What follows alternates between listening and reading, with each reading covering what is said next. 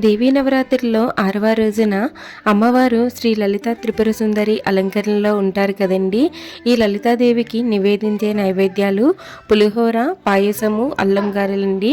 ఇందులో అల్లం గారెలు ఎలా తయారు చేసుకోవాలో ఈరోజు వీడియోలో చూద్దాము. హలో అండి అందరికీ, నేను మీ Revathi. Welcome to SSN blogs. అందరూ ఎలా ఉన్నారు? బాగున్నారా? మీరంతా ఎలా ఉన్నారో కామెంట్ సెక్షన్లో కామెంట్ చేయండి. అమ్మవారి ఆశీస్సులు అందరిపైన ఉండాలని మనస్ఫూర్తిగా కోరుకుంటున్నాను.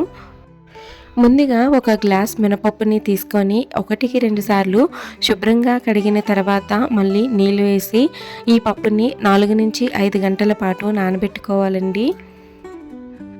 గారెలు వేసేటప్పుడు పప్పుని మిక్సర్ జార్లో వేసే కన్నా ఇలా గ్రైండర్లో కానీ లేదా ఇలా రోట్లో కానీ వేసి రుబ్బుకుంటే గారెలు టేస్ట్ అనేది చాలా బాగుంటుందండి.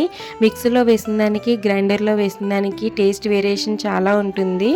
ఇప్పుడు ఈ మిశ్రమంలోకి తరిగిన అల్లము, పచ్చిమిర్చి, చిన్నగా తరిగిన కరివేపాకు, జీలకర్ర, రుచికి తగినంత సాల్ట్ కూడా వేసుకొని క్లాక్ వైజ్ డైరెక్షన్లో ఒక 2 నిమిషాల పాటు బాగా కలిపినట్టయితే మనకి గారెలు అనేవి క్రిస్పీగా ఫ్లఫీగా వస్తాయండి.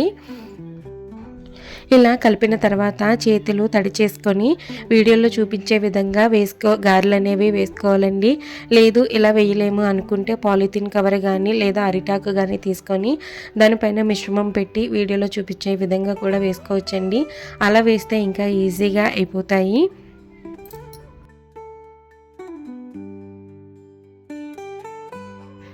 గారెలు వేసేటప్పుడు మనము ఒకేసారి వేయించిన గారెల్ని డైరెక్ట్గా వేయించినట్లయితే అవి లోపల ఉడకకుండా పైన మాత్రం ఆయిల్ వేడికి వేగినట్లుగా క్రిస్పీగా ఉంటాయండి. కానీ లోపల ఉడకకుండా మెత్తగా ఉంటుంది. అలా కాకుండా వీడియోలో చూపించే విధంగా వేసిన గారెలు ఒక 30-40% వేగిన తర్వాత తీసేసి పక్కన పెట్టుకొని డబుల్ ఫ్రై మెథడ్లో వేయించుకోవాలండి.